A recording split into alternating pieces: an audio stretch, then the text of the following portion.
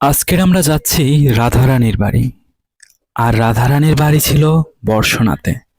আমাদের থাকার স্থান ছিল রাধাকুণ্ডে। আমরা ওখান থেকে ঘুরে ঘুরে দেখব রাধার বাড়ি এবং কৃষ্ণের বাড়ি, রাধাকে কোথায় বিবাহ দেওয়া হয়েছে, এই স্থানগুলো আমরা দর্শন করব।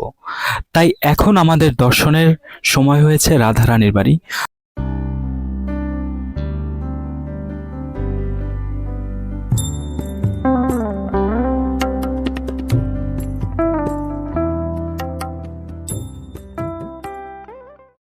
এখানে হাজার হাজার গরু এই গোয়ালেতে রাখা হয়।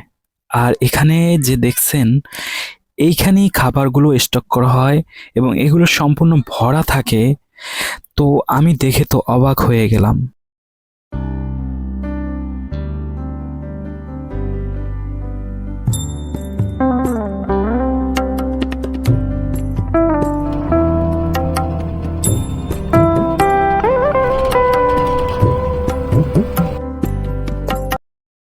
এখন আমরা যাচ্ছি বৃষভানু রাজার বাড়ি।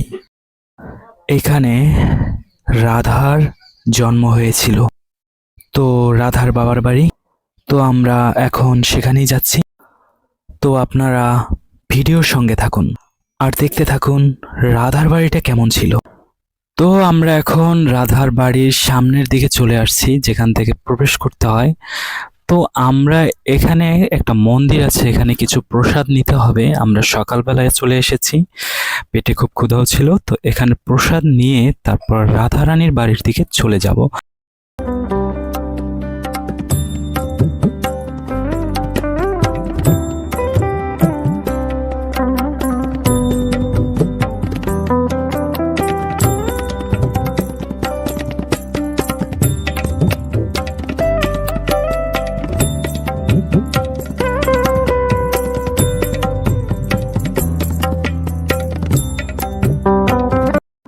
আর এই যে পথটা দেখতাছেন, এই পথ দিয়ে হেঁটে যেতে হবে। আর আঙুল দিয়ে আমি যে দেখিয়েছি, ওই দেখা যাচ্ছে রাধারানীর বাড়ি।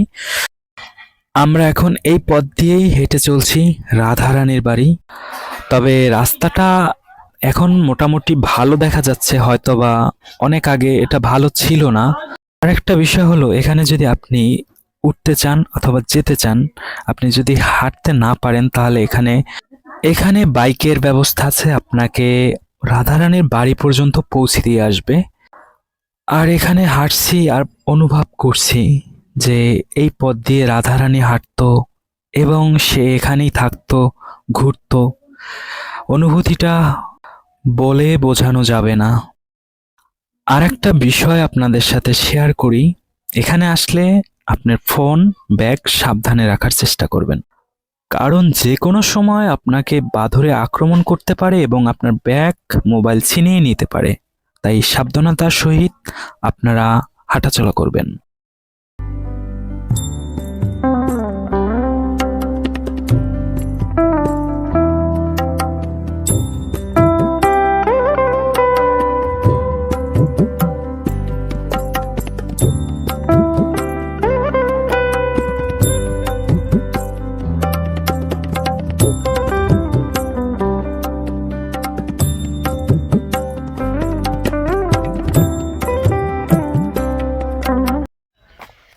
क्या करेगी?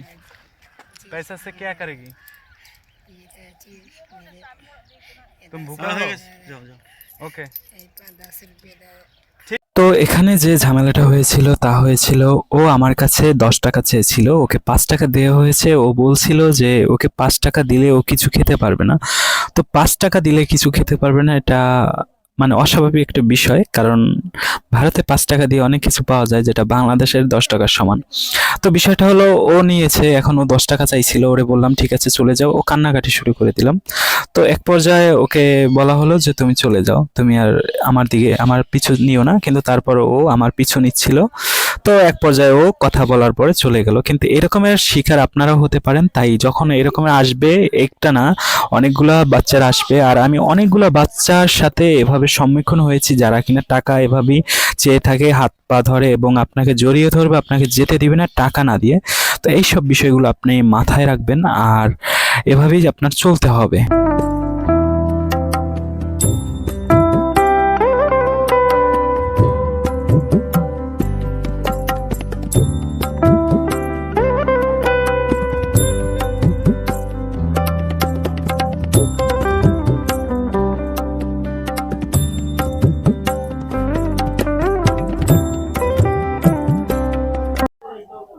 হলো রাধারানীর বাড়ি।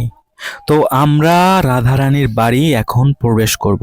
আর এখানে গাড়ির ভিড় জমে গেছে, এখানে সবাই রাধারানীর বাড়ি দর্শন করার জন্য আসে।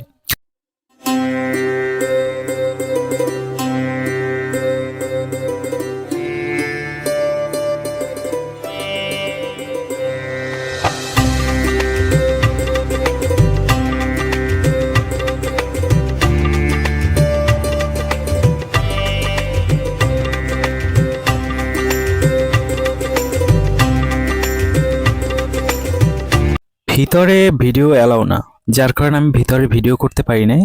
তো আমাদের এখন বের হতে হবে। আর এখানে গাড়ির ভিড় লেগে গেছে, আর আমাদের এখন উদ্দেশ্য হলো রাধা মন্দিরে।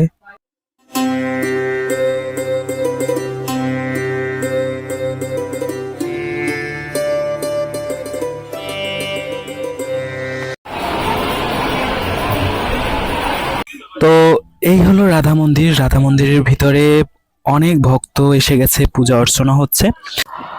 আর এখানে চলছে সখা এবং সখীদের নৃত্য। তো আমি সেই সখা এবং সখীদের নৃত্য দেখার জন্য বের হয়েছি। চলুন একটু দেখি।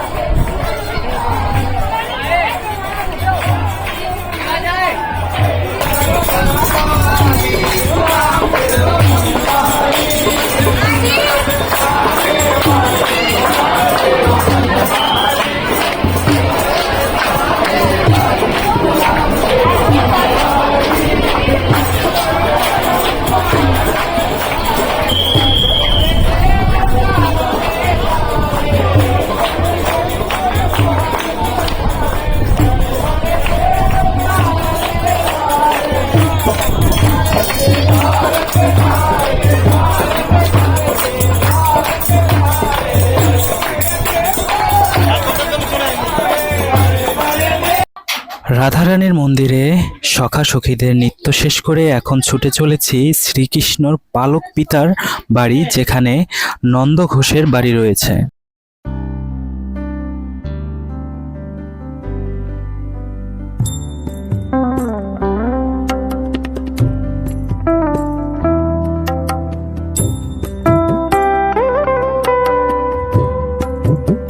তো আজকের মতো এতটুকুই ছিল ভিডিও।